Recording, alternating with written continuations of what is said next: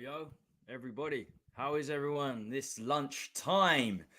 It may not be lunchtime for you, of course, whatever time zone you're currently in. How you doing? Welcome here, live on the Hotspur Hood. It's time for the lunchtime scoop. We have a packed show, lots to discuss, lots to debate. And when I say debate, I'm going solo. So you need to get into the chat and give me and have your say. Full interactivity on these solo streams. I'll read out everyone's chat. So let's get discussing. Let me get this banner down first. We don't need that. We've got enough. We got enough stuff. There we go. Beautiful. So before we get going, on the road to 3K subscribers, please make sure you smash the like, subscribe, hit the notification bell, super chats. As you can see here, first headline, Romero out, calling all centre backs. Now, it's clear that one of the centre backs that we're playing week in, week out is going to get injured. They've both picked up niggles already. Romero on the last international duty, he picked up a niggle too. I think after the first game, Van der Ven was holding his hamstrings. Did he have to come off in the game? I think he may have had to come off at the end of the game for us early on. We are going to lose one of them at some point. We might lose two of them at the same time. The centre-backs who've started off extremely well this season look like they've got a great partnership. But Van der Ven's got a history. Only played 38 games for Wolfsburg in 2 seasons. He was in and out of injuries. Romero, 2 years. Injuries. 2 months here, 3 months there. So this was the report. This is the report from a newspaper on the Romero injury situation. Romero is a big worry, leaving the victory over Peru early due to a swollen right ankle that had become too much to handle. Speaking to Argentinian publication La Voz via Sports Witness, he said, this is what Romero said. That's why I decided to come out at half time. So he got subbed off against Peru at half time.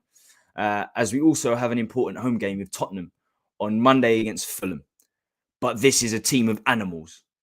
So he's referring to Argentina. And whoever comes in is sure to be a cracker. I think it was that Pizzala guy from Italy who came in for him. So it's all well and good.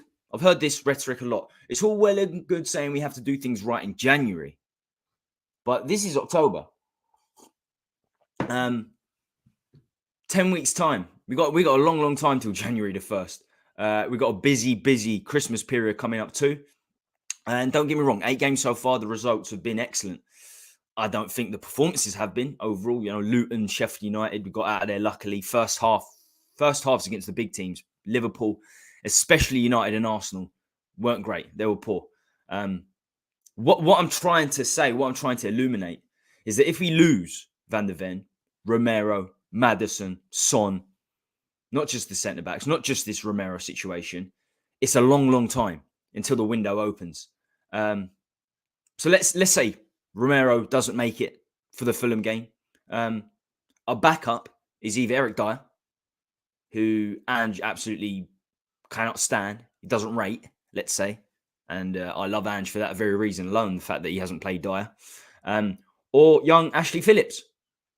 And then Eric Dyer, even if Eric Dyer comes in, the experienced head, he's got no fitness. He's got no match fitness. He's bad as it is. He's going to be even worse. The fact that he's not match fit. I mean, and then there are backup. Eric Dyer and Ashley Phillips was backup for Blackburn in the Championship. It's just a fact. He was backup for Blackburn. 7 games. Just 7 games. League games in his career. Backup at Blackburn. That's the reality of the situation. Only 7 games. They're the players that are coming in for a potential injury to Romero, to Van der Ven. As I said, one of them will get injured at some point, for definite. I heard the other night, I heard on streams saying, well, we need to give young players a chance. Absolutely, we need to give young players a chance. Look what happened with Dele Alli. Well, Dele Alli played nearly 70 games before he signed for us at a young age. Almost 70, not 70, where Phillips has played 7. Defenders starting that young is much rarer than attacking players as well. You got much less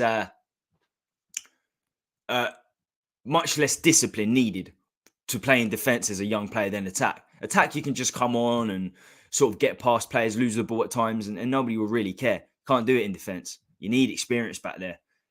And 7 games isn't enough for me. So Phillips, Eric Dyer as our backup. Fortunately, we haven't had any injuries to our starting 11 yet. We've had Solomon injured. We're going to talk about Solomon later, not just about his injury, of course. Brennan Johnson, I think he'll be back shortly. Perisic is probably done for the season, and therefore his career's done at Spurs. Gill, Benny, we knew Benny was injured last season, so that doesn't count. Gill had hip surgery. Not first-team players. They're not first-team players. The only one that is Bentancur, but we knew he was injured anyway, so it doesn't make any difference. So we've been fortunate with injury so far this season. None of the starting 11. None of them. So if I had to choose, who would people choose? Let me know in the chat, or whether you're watching live or on the recorded version. I know it's difficult. It's lunchtime. Some people are at work. Some people are doing this, that, and the other. So if you're watching on the recorded version, get in the comments, who should we be putting in? Phillips or Dyer? If Romero gets injured, or Van der Ven this Monday, or just in the future in general. Having these two as our only backup options is a joke, as far as I'm concerned. We needed 2 centre-backs in the summer, minimum.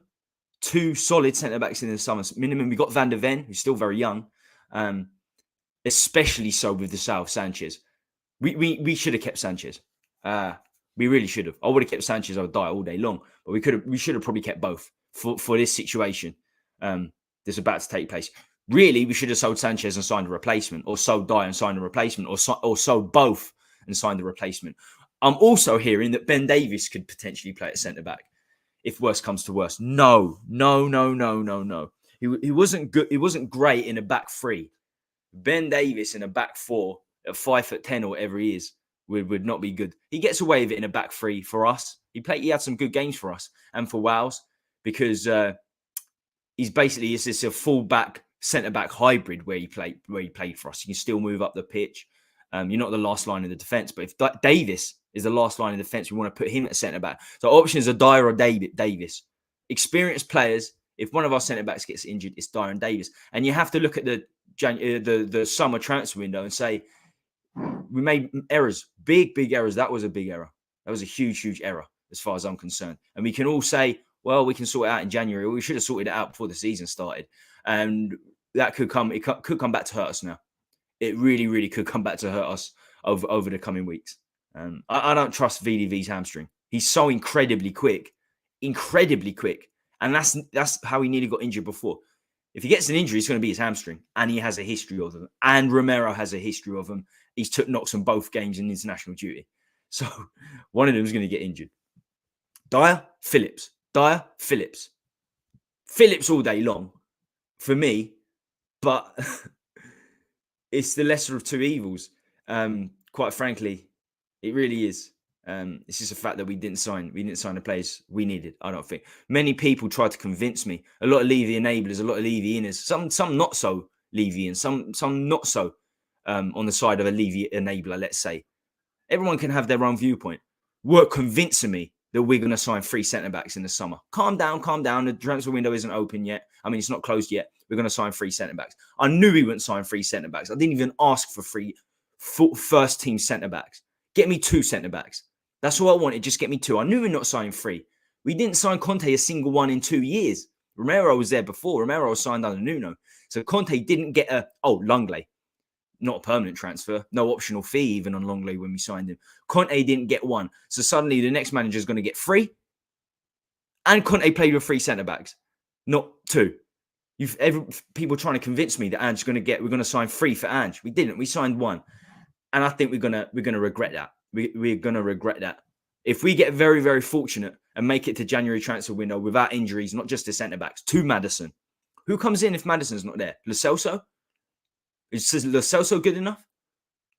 If Son's injured, who are we going to put up top? Veliz is another punt. He's just a very, very young player coming from South America. Richarlison. Is Veliz and Richarlison up front? Richarlison good enough? Missed 2 absolute sitters, almost open goals against Luton. The confidence is drained. He's no good. Backups are not good. Fortunately, we haven't had to use it at all. Really. Well, I suppose the only time we had to use it was against Fulham in the Carabao Cup, and we saw it and we were terrible.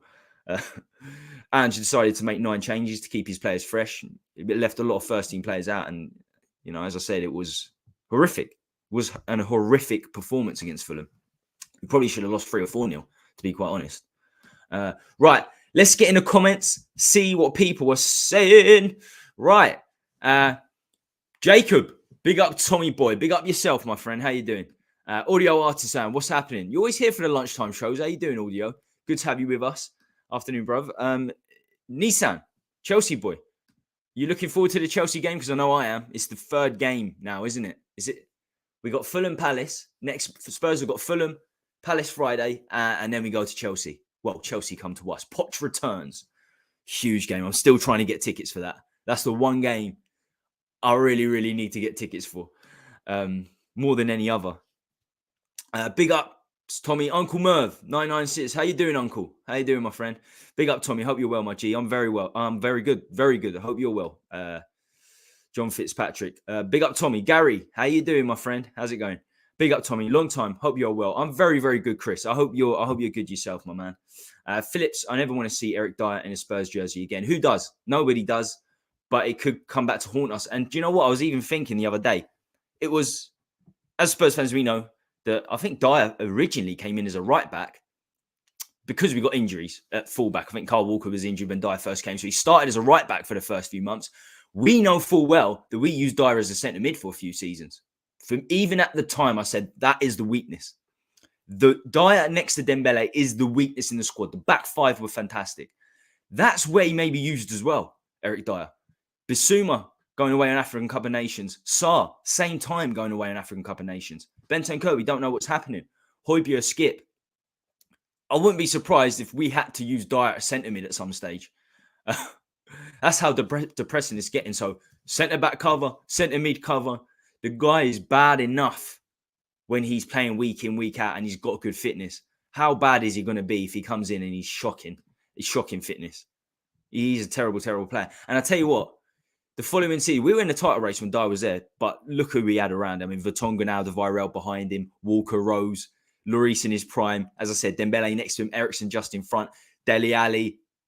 Dele Alli was fantastic at that point. Son, Kane, you know.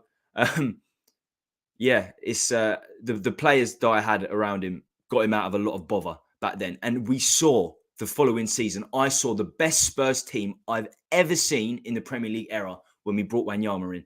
When Yama replaced Dyer next to Dembele with Eriksen in front, that was the strongest Spurs team I've ever seen. We should have won a league title. That's when we should have won a league title. That's when we were close. And that's also when Levy started his ridiculous regression in the transfer market. He's always made shocking signings, but 500 days without a signing from that point on, basically, when we had that fantastic squad. And unfortunately, Wanyama done his knee, and it was never the same after about a year and a half. But that was a great squad. We should have won a title at that stage, but we didn't recycle the team. We didn't add depth. And now we are where we are. Having kept an eye on the youth ranks for a number of years, Brooklyn Lyons Foster would be my choice. He's older and physically better developed than Phillips and Dyer. Actually, Phillips and Eric Dyer.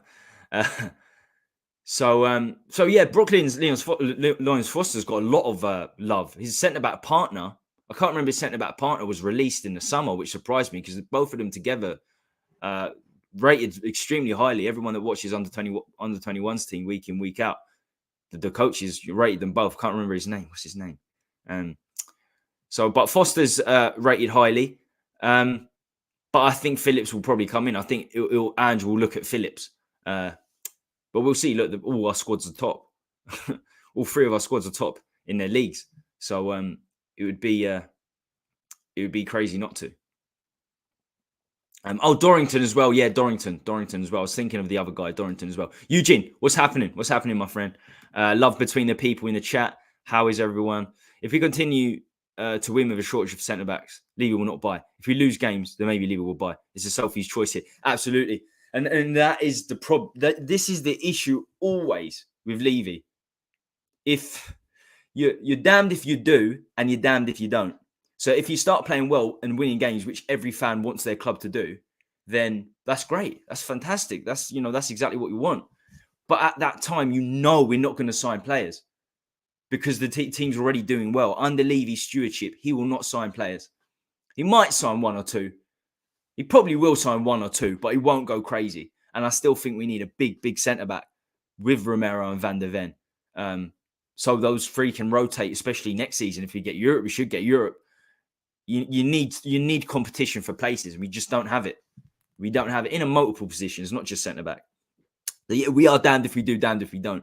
And that's because of the owner. That's not owners in general. Good owners, they back their managers even when they're doing well. They get the depth in there. Not Levy. Not from what we've seen of Levy over the years. Please, no Dyer. Please, no Dyer. I would have taken Sanchez over Dyer all day long, Eugene. All day long. Big up. Louis K. What's happening? My friend, how you doing? Dorrington's doing great things in the Spurs setup as well. So, on to this is a touchy one. This is a touchy subject for sure. Now, what I'm going to do is, I got a few. I was going to look up a tweet. I might do it in a second when we go through the Solomon situation. I use Twitter quite a lot.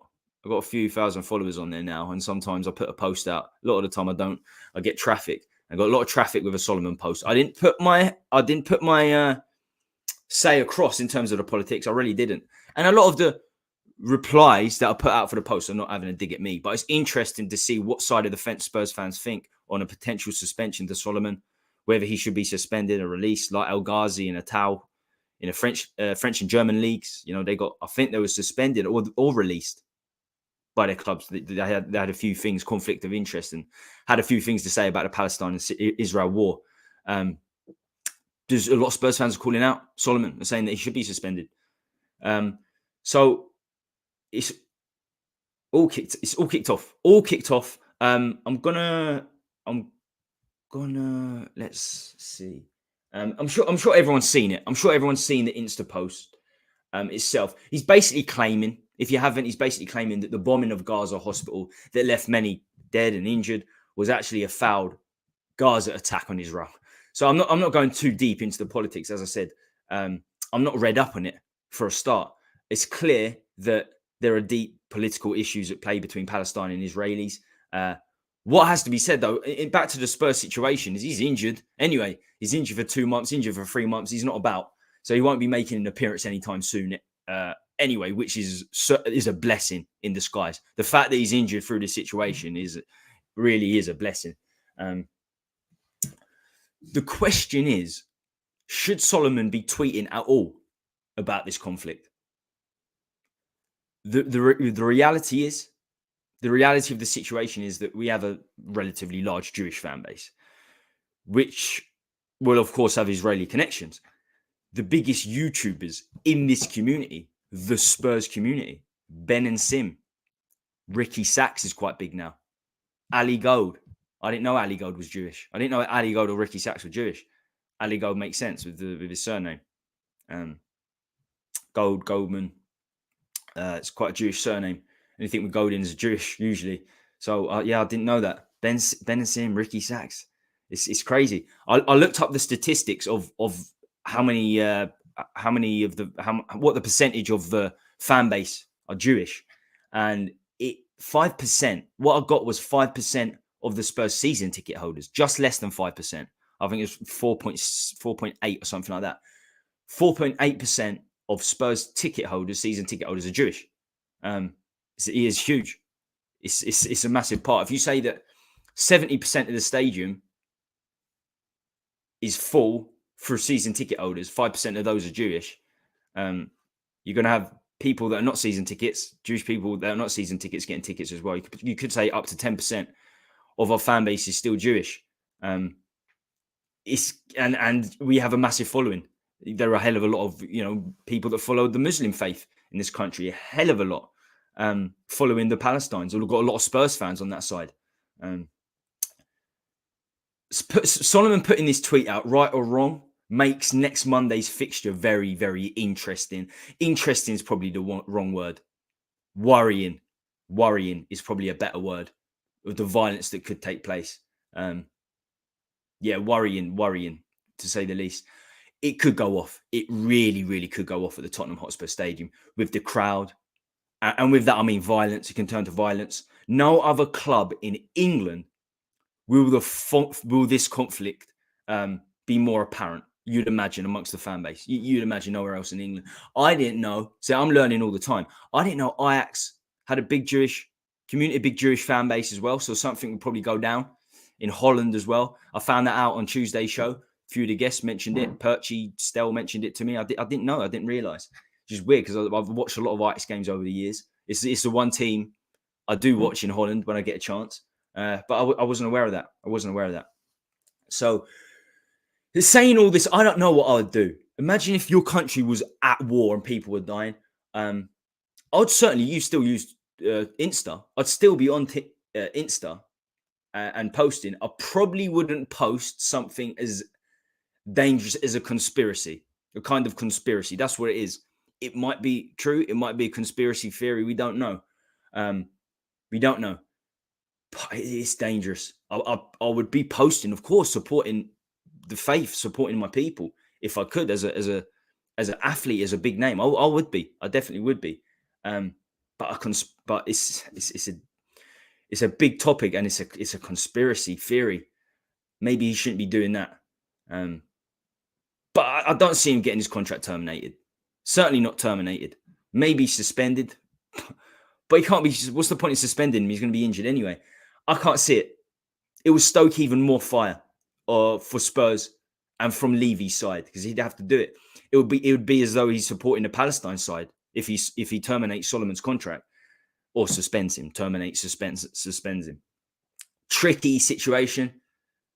Solomon should be free, have free will to what he wants to post. Quite frankly, free speech.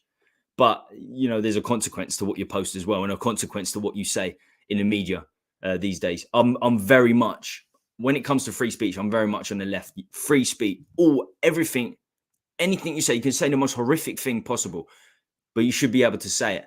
But there will be consequences. There can be consequences, and you have to deal with the consequences. As simple as that. Unless he's really, really silly, he would know that this would evoke a response. But maybe that's what he wanted, and maybe this is true. Maybe what he said is true. We don't know. As I said, I don't know. I'm not on a side. I'm not read up enough about the politics, and even if I was, I'm not Palestine, and I'm not Jewish, so it doesn't really affect me personally. But we have to talk about it. People don't want to talk about these things. People never want to talk about these things. I brought it up on a show the other day. A few weeks ago now, Greenwood. I simply asked the question, should another club sign Greenwood? Getafe have signed Greenwood. Everyone's like, no, definitely not. That will never happen. We should never sign Greenwood. I don't want to sign Greenwood. I never wanted to sign Mason Greenwood. I said that I'm pretty sure he sounds like he's guilty, even though he wasn't guilty. He sounds like he's guilty, innocent till proven guilty. But asking a question and bringing a topic up doesn't make you guilty or make you siding with someone. You're not siding with someone because of it. But hey ho, that's the world we're living in. Do you know what? I'm gonna put my post up. I'm gonna try and find my post. But before I do, please make sure you smash a like on the show today. It really, really does help the channel. Really, really. I mean, that is the only thing we can do to get the channel growing. I can't see how many likes we have now. I'd hope 23 people watching would be close to 15. 20 would be fantastic. It's not letting me see for some reason. But yeah, please hit the like, subscribe, notification bell. We've got loads coming up. We've got a show Sunday. We're going to be doing a lot more regular shows on a Sunday. Saturday, Jason, Total Hotspur Boys midday. They're going live. I'm going to be on there for the first time. That'll be interesting. Spurs Down Under on Saturday. Lots happening. So keep notified. Smash the subscribe button. Let me see. I'm going a bit wacky. We've got 21 likes. Oh, fantastic. That's brilliant. That's absolutely brilliant. With 30 minutes in, we've still got a fair amount to go. We're going to talk transfers in a little while. We are linked with a couple of players, so it's only right we talk about transfers, even with the window closed. And as I said earlier, proactivity. And as I've been banging that drum for a long time, proactivity. Let's see if I can find my Twitter just to see the divide amongst the Spurs fan base is divided anyway, but more so with this. How many messages? I've had 48 replies to it. 48 replies. Wow. Let's have a look. Let's see what we're dealing with here. I'm just going to look at some of them. I don't even know what some of these are. I'm going to be looking at these for the first time. Let's get that down. Let's get that down.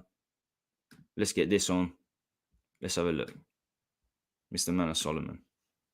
We have to talk about these things. These things are being talked about. So YouTubers should be talking about it. A lot of people won't touch it. A lot of people won't touch the Greenwood situation. I'm not siding with anyone. Okay, so this is what I put. Will, Tottenham. Why did I put Tottenham FC? Tottenham Hotspurs. Why did I put Tottenham FC? Suspend Manor Solomon after this post, as Nice and Mainz did with Attal and El Ghazi. We know that that's what happened with those two players. I'm genuinely interested in whether we will lose a player or not. I'm in no way condoning or supporting either side, may I add. And that's where I'm sitting from. That's where I'm standing. And this is the post.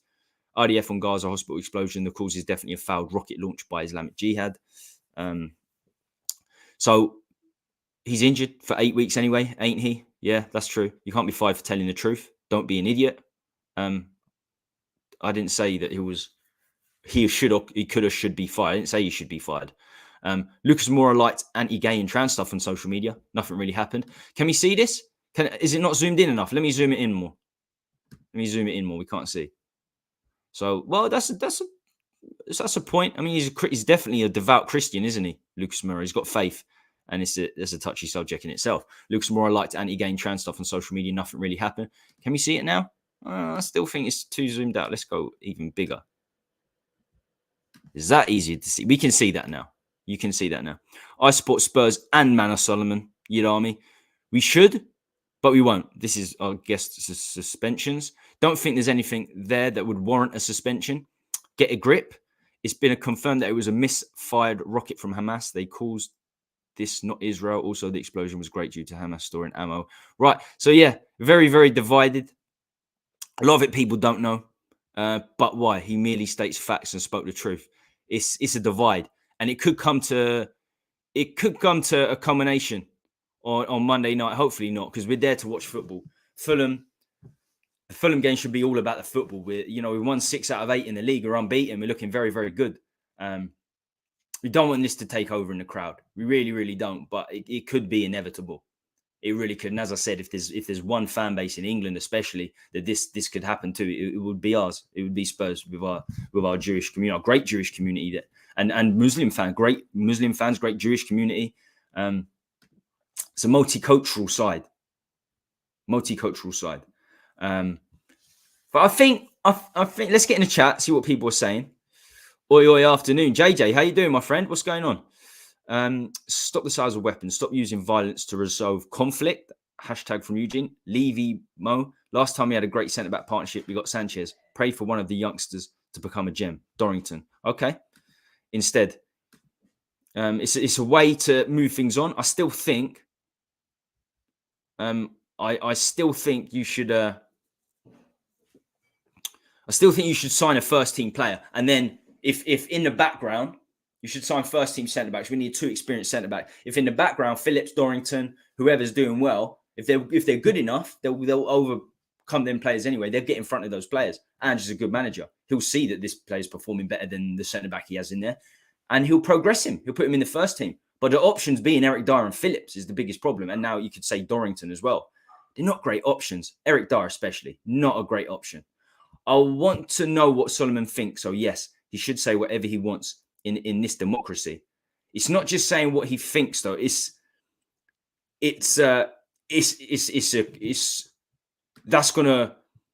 We know, and he knows that's gonna evoke issues. That's my problem. You should be able to say what you want. Definitely, you should be able to say what you want. But is it real? Is it not? It's in many ways a conspiracy theory. It's a conspiracy theory. Palestinians will say it's a conspiracy theory. Jewish people will say the opposite. It's always going to cause uproar. No player should concentrate on what they are paid for performing on the pitch. Solomon is a bang average footballer. I'd sell him in the summer. He's injured now, and the problem with Solomon was everybody said it's a free. It's a no risk signing because he's free. But it's not my money, so it's never free. It's never no risk. I would have preferred a much better left winger, someone that we paid £30 million for. I'm not going to take the 0 because Solomon was free, it doesn't affect me whether he cost anything or not. It affects Levy. He should be paying the money for the better players. It's as simple as that. So he doesn't seem like he's got a great end product, does he, Solomon? He's a bit of a one-line man, hit the byline, get the ball in. There's definitely something about him, but you use history. When you sign a player, you use what's come before. And he was injured for the first 6 months of his Fulham spell last season. Knew he was going to get injuries. That's why I didn't want him. Not just because he was free, but he has a bad injury record. And it's good. We're talking more about football now. So I didn't want Solomon. There are better options out there on the left wing. Tommy, you said you are of Turkish descent. Is that from your mum or dad's side? And are you of Muslim faith? I'm not. I have no faith. I'm Kurdish actually, so not really Muslim. I'm not Muslim. Come from a Muslim state, so we hold some of the same values, but in no way am I Muslim. I have no religion whatsoever. Not an atheist either. I think it's good to have faith. But no, I'm not. I'm not myself. Yes, Tommy. Danny K, what's happening? What's happening, my friend? Spurs will stay neutral and play no part. Yeah, I can imagine so. And I'm not totally against that. It's tricky. It's very, very tricky. Solomon, a can of worms opened. Yeah, big time. Deadwood, big up, Darryl Denton. Greenwood has broken the record for shirt sales at Getafe. Has he? Yeah, because he went to Getafe. And people on Twitter went at me big time. To be fair, a lot of people supported me as well. Got about 600 likes. But that's the most, people went at me for asking a question. Should Spurs look at Greenwood? I felt, no, we definitely shouldn't. And I said it because clubs will be looking at him. And Getafe signed him. Getafe, I don't watch La Liga. Getafe started really well, didn't they? Were Getafe top at some point this season? Let's look at the La Liga table. La Liga I do not follow. Championship, Premier League, of course, and Serie A. They're the leagues I follow. I know it's Girona.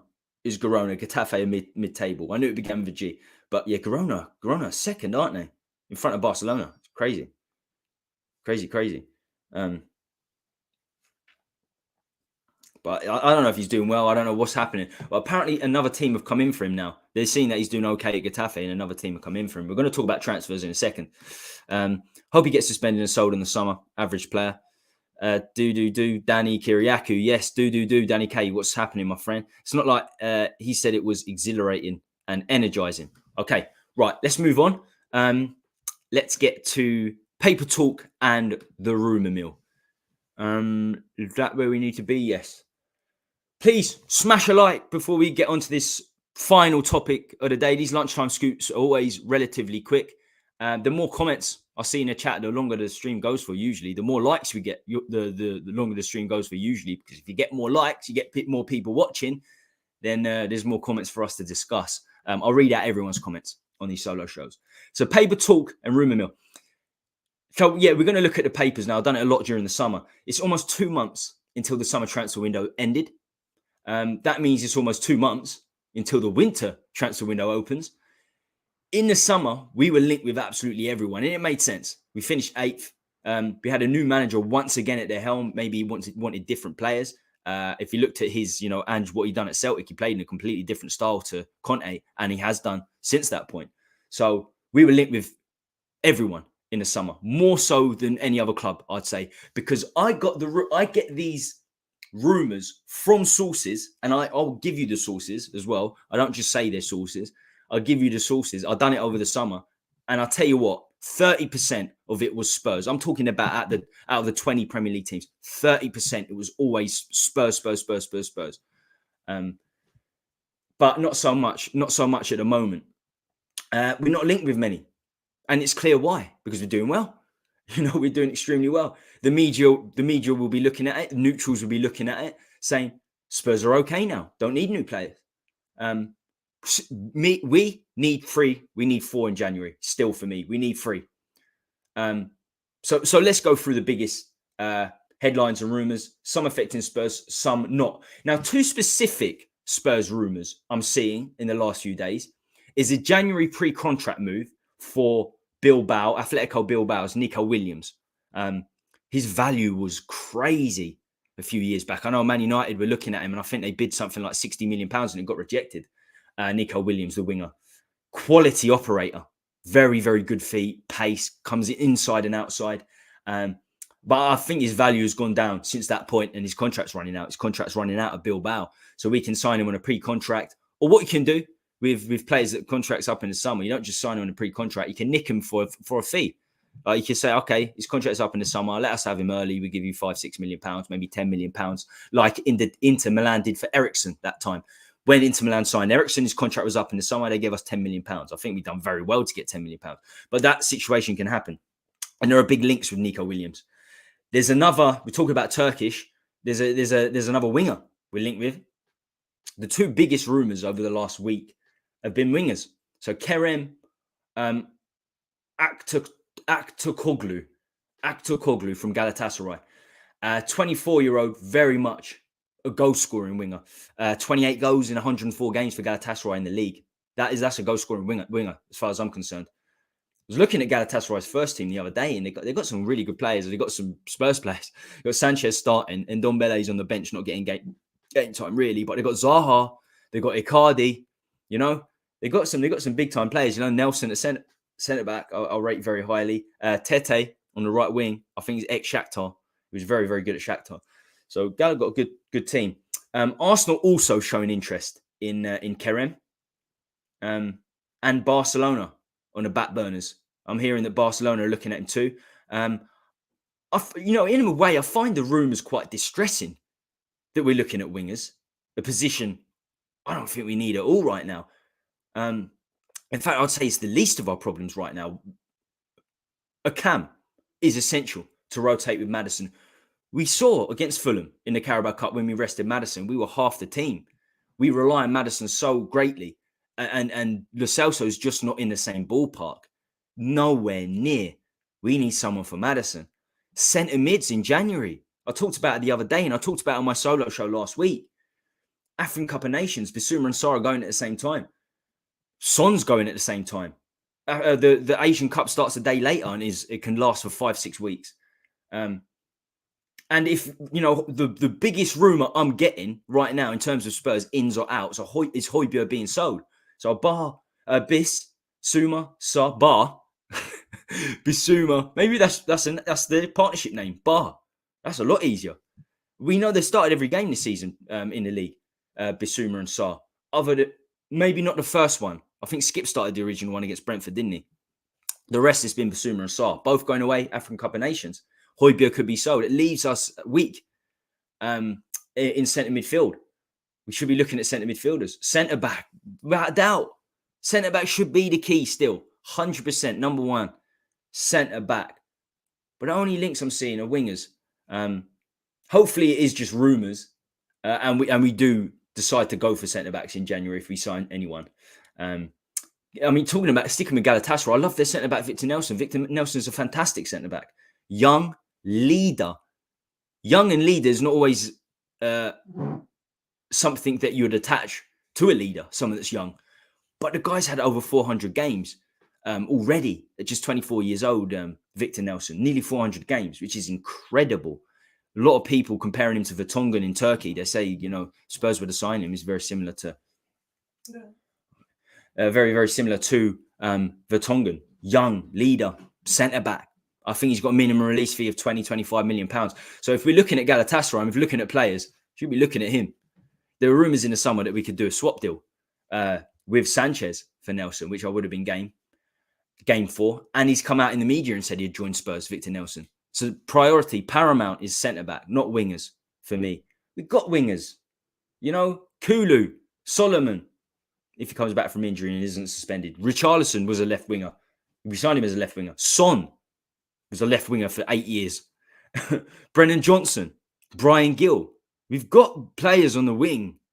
We really do. If we've got some depth, it's on the wing. I know we lost Perisic to long-term injury, but that's it. A lot of people didn't want Perisic anyway. Like Lloris, they immediately wrote Perisic off in the summer. Like Lloris and saying he's just never going to play. Fair enough with Lloris because we signed the first team goalkeeper. But Perisic was playing games before he got injured and he was a good player to have. But I don't think wingers should be the priority. It's like Danjuma signing last season. I just didn't think we needed a left winger at that time. Why did we need a left winger? last January. It wasn't about whether Danjuma's good enough. When you rate a transfer, people are saying, you're not giving him a chance, Danjuma. He's not going to get a chance. That was the problem. With some of the signings, they're not going to get a chance because there are better players in front of them. So last January, it wasn't about whether Danjuma's good or not. Did we need that signing? No, we didn't. And if we sign wingers this January, I don't think it's a priority. I really, really don't. Not at this stage. Cam, centre-back, striker. Son's going away. Right, now to a list of headlines, paper talk, and rumours in today's rumour mill. So, Roma manager Jose Mourinho is expected to leave the Italian club when his contract expires at the end of the season, with no talks lined up about extending his deal. That's from Sky Sports Italia via Football Italia. Ex-Spurs manager, got sacked before a Carabao Cup final, and then won the Conference League with Roma. I would have taken the Conference League. Everybody takes the piss out of the Conference League. Spurs fans taking the piss out of the Conference League, saying, it's a Mickey Mouse Cup, but we would have celebrated a Carabao Cup like nobody's business. And rightly so, we need a trophy. So ex-Spurs manager Jose nearly won another trophy for Roma last season. Nearly won the Europa League. They were in the final for that as well. We sacked him for a Carabao Cup final. Good work, Levy. Great job, Levy. Great job. Former Juventus, Chelsea and Tottenham boss Conte. So this is the other guy. This is our other ex-manager. Says, I'm seeing these for the first time. A lot of these I'm seeing for the first time. Would one day be interested in managing Roma or Napoli. I heard the links with Roma, and that he turned down the Saudi Arabian national team. So there's word on the street that Conte turned down the Saudi Arabian national team. That's the source. There is Il Corriere della Sera via Football Italia. I feel like James Richardson from Football Italia here with this Italian newspaper talk with the in Italy. What a show that was. Gazzetta Football Italia. Anyway, moving on. This one does affect Spurs. This is absolutely Spurs. Juventus are continuing to monitor 28-year-old Denmark midfielder Pierre-Emil Højbjerg, the Viking, who Tottenham value at about £30 million, and is also wanted by Atletico Madrid. I never heard the Juventus rumours to Højbjerg in the summer. I heard Atletico Madrid. I heard Bayern Munich. I didn't believe the Bayern Munich one. Atletico Madrid, it made a bit of sense because Diego Simeone signed a new contract at Atletico Madrid in the summer, and he's quite a defensive-minded manager. And I'd say Højbjerg's best work as a centre midfielder is on the defensive front, protecting the back four, back five, whoever that may be. So that made sense. I think Juventus are going to lose their centre mid to a betting scandal as well. It's well documented that Zaniolo and Tonali are going to be losing out in this country. They're going to be suspended for 18 months or something. But Fagioli, Juventus centre mid, very, very good player. He may be suspended too. So it makes sense that they'd get Højbjerg again. And that's what you've got to do. You've got to make sense of transfer. Does it make sense? And it does make sense. Atletico Madrid, Højbjerg does make sense. But are they going to pay £30 million? Would you pay £30 million for Højbjerg if you were Juventus at Atletico Madrid? The reality of the situation, he's been first team Højbjerg for us for 3 years other than this season. If you're first team in the Premier League for a team chasing Champions League, your value usually would be about 30, 40, even £50 million.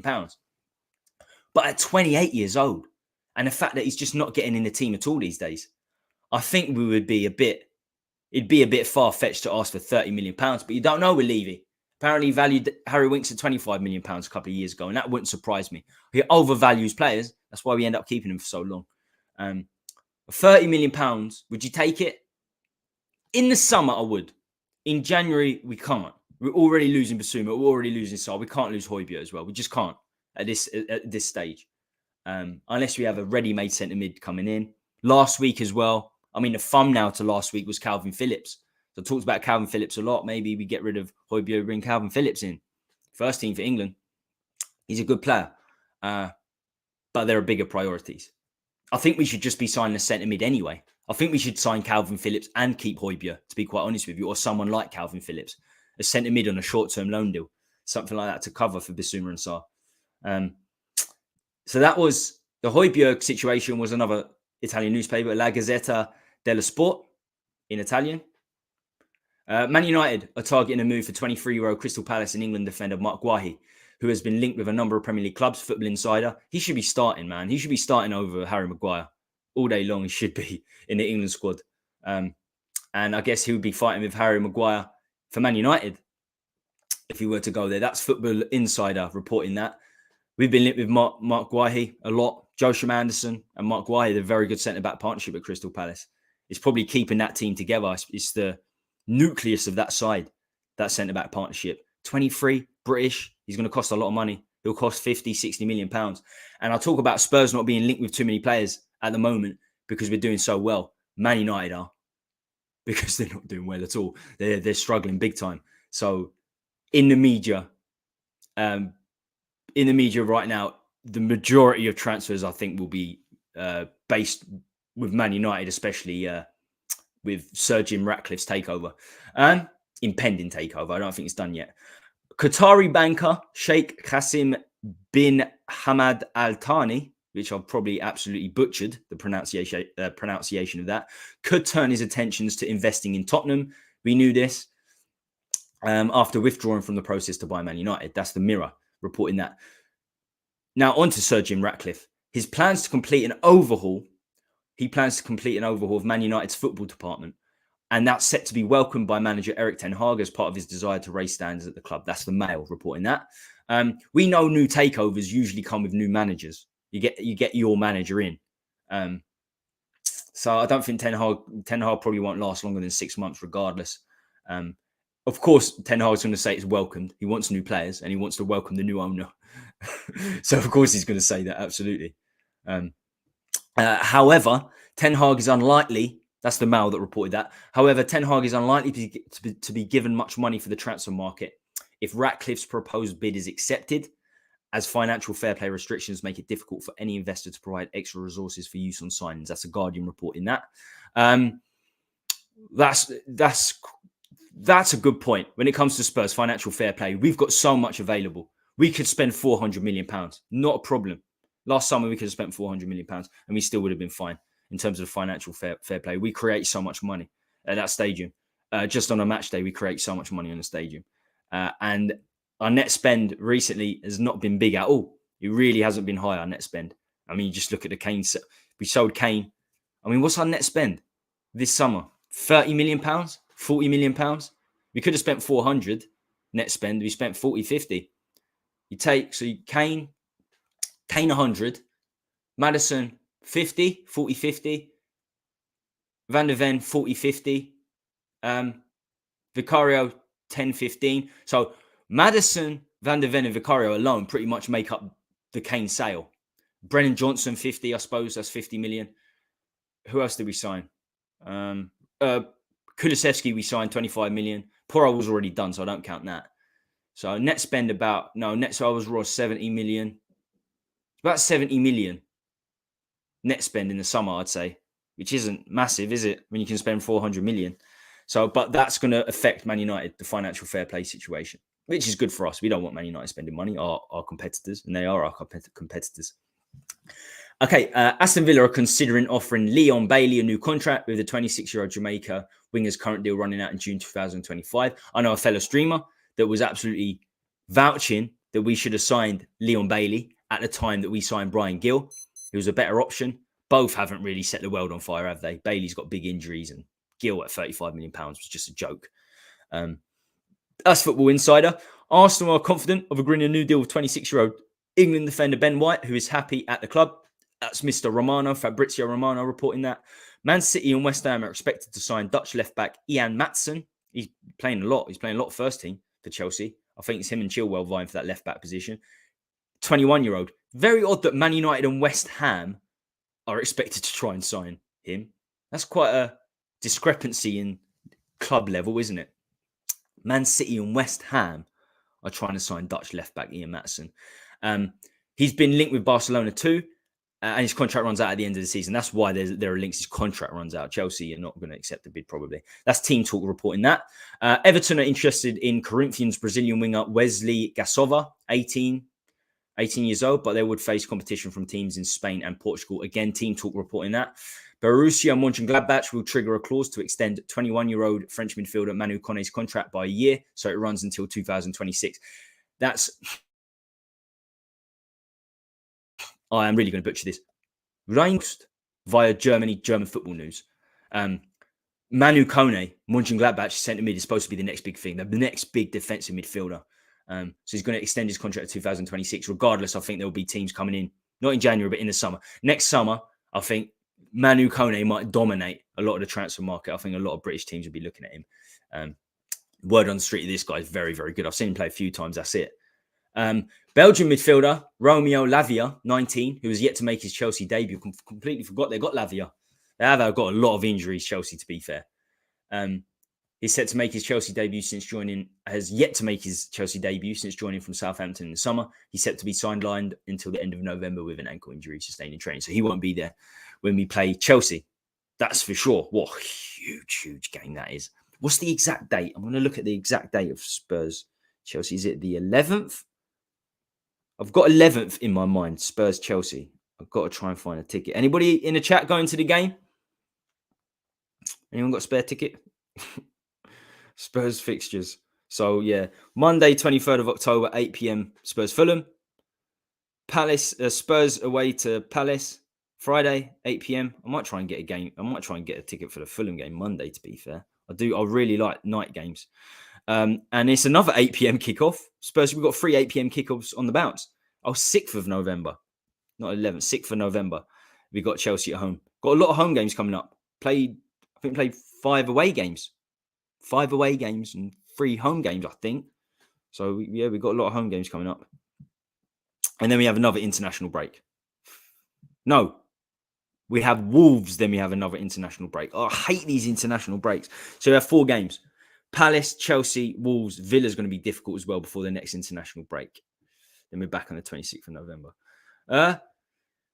So, yeah, it's huge. 6th of November. What a huge game that's going to be. We're coming to the end of the show now.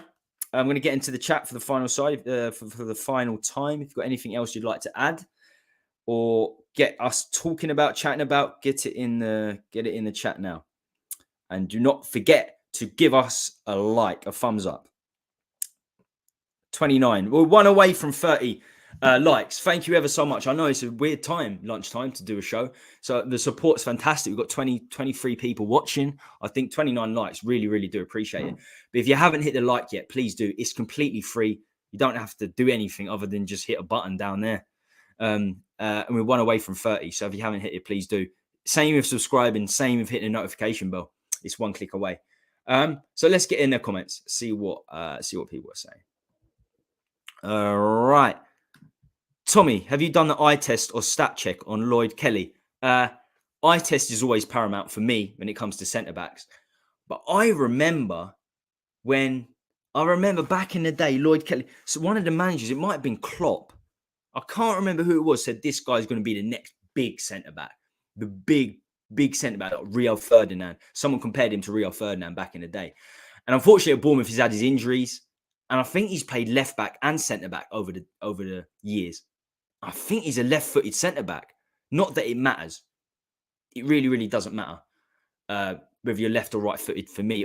You'd imagine it'd help a little bit more if you're left-footed. I think in a back three it does. It matters whether you're left or right-footed, playing left centre-back or right centre-back in a back three. Not so important in a back four. But I'm pretty sure he's played left-back and centre-back. And he seems to be drawing a lot of plaudits now. I think, did he come from the Liverpool? Does he come from the Liverpool Academy? Let's have a look. Because I've heard of these Lloyd Kelly rumours. Not so much this week. I heard more about it last week. But I'm not that interested in the stats. I'll always use the eye over the stats. Did he come from Liverpool or he was? Oh no, he come from Bristol. He was rated very, very highly at Bristol, wasn't he? And I think he came for money. I think he came for a decent amount of money back then. I should know that because I used to watch Championship all the time then. I think he was actually signed for a decent amount of money at a young age. Let's have a look. For 13 million. Yeah. Bournemouth signed him for 13 million back in the day. He looks very good. He looks very calm on the ball. Very, very good on the ball. Very, very good on the ball. I think that's why he was compared to Rio Ferdinand. He's a modern ball-playing centre-back from what I've seen. But I'd have to look at him in a bit more detail. That's for sure. I'll probably look at him next week on this solo stream because it's tough to find players we're rumoured with right now. It really is, and the fact that we are only really rumoured with wingers is not great. Jack Clark's top scorer in the Championship, playing off the left. We probably have a buyback clause. I don't think we do. I doubt we'll have a buyback clause there. I think we got one on the Sunderland Churkan, the Churkan for Sunderland. I don't think we got one on Clark. It was a weird signing at the time, Jack Clark, when we signed him from Leeds, because he just had he fainted and people thought he had a heart attack, and then we ended up signing him. I think a week after he nearly had a heart attack at Leeds. So I think he probably struggled with that for a while. He didn't have a heart attack. He fainted and passed out. But he was out of action for a few months. I think that might have affected Jack Clark a great deal. Because he was, even his loan moves back then, he went to Stoke and stuff and he weren't very good at all. He had other loan moves, just didn't succeed. But he's very much succeeding at Sunderland. Last season in League One. And is he top goal scorer? That's crazy. I don't think he's top goal scorer. Coming off the left inside. Who would have thought it? I don't think we have a buyback fee. I really don't. Maybe one or two players. Jerkin's the only one I actually know we have. How about Bizarre as a term for the pair? That's wicked, man. Bizarre. They're bizarre. They're bizarre. That's brilliant. See, you fall into things by accident. Straight swap Dyer for Smalling on a short-term contract. Smalling's got to be about 35 now, hasn't he? He's done well. After his Man United career ended and he went to Roma, he done very well. Thought his days were done, but no, he's at a high level in Serie A. It's just the lesser of two evils for me. It really is. I don't want either one of them, to be honest. All the people that want Mana suspended. There's a fair few. There's a fair few. I guess it depends what side of the political spectrum you're on in this argument, in this situation. If you are on one of the ends of the political spectrum, both say he's shite. Ashraf. Both say shite. Ashraf. Which one? Both say shite. Oh, right. In terms of Lloyd Kelly, he's been rated. A lot of people are talking about him this season, so I'm guessing he started off pretty well for Bournemouth. For him to get that, I know back in the day he was compared to a lot of players, but that was 4 years ago. I was just seeing that 2019 is when he signed for Bournemouth. Playing from behind Spurs transfer. Playing from behind Spurs transfer when one is patched up, another issue comes up. Yeah, absolutely. That's football, isn't it? Italiano. Afternoon, one and all. Come on, you Spurs. Eltel Cockerel, you've joined us a little bit late, a little bit too late. Yo, Tommy, how you doing? What's Celery Agent? I haven't seen you for ages. How you doing? Bizarre. It's a great one. Bizarre. We're sticking with it. We found it here. We found it here on the Hotspur Hood. We found the combination name. It's Bizarre. They are very, very good together. Bissouma and Sarr. And unfortunately, we're going to be losing both to the African Cup of Nations. Okay, so we'll wrap it up there. Thanks for watching, everyone. We've just gone over the hour mark. That's it for the lunchtime scoop. Do not forget to like, subscribe, hit the bell. I know you want to. It is just one click away. Next show will be Saturday midday, Spurs Down Under. Jason will be hosting from the Hotspur Boys. I'll be on. I'll be on that show for the first time, making my debut on that show. Is here on the Hotspur Hood. We will also be bringing a regular Sunday night show in. So Sunday night will be live. I guess this week it will be a natural preview for the Fulham game, 8 p.m. the following day. If you stay subbed and notified, you'll be made aware of all of the stuff that's happening in the future. So, yes, stay classy, Lily Whites. Oh, just before we go, I've just seen a few chats. Been listening for a while, but you have only just caught up with the chat. Oh, right, you're right. Yeah. You're right. I get a bit carried away sometimes. 12:56 you sent that. Now it's 1:08. But you still missed an hour of the show if that was indeed when you started watching. Go back and check it out. It was there was some good things we brought up. Some controversies with Solomon and the whole Romero injury situation is what I started with. Cheers, Tommy. Big ups in the hood. Tony Claude, how you doing, my friend? How you doing? He was on our show. He was on our show the other day. Big Gooner. Great channel, Tony Claude TV. Make sure you subscribe. He's not one of the most biased Arsenal fans, Tony Claude, but he's certainly more biased than TJ Warren. I think TJ Warren might be a Spurs fan, But yeah, peace out, everyone. and stay classy.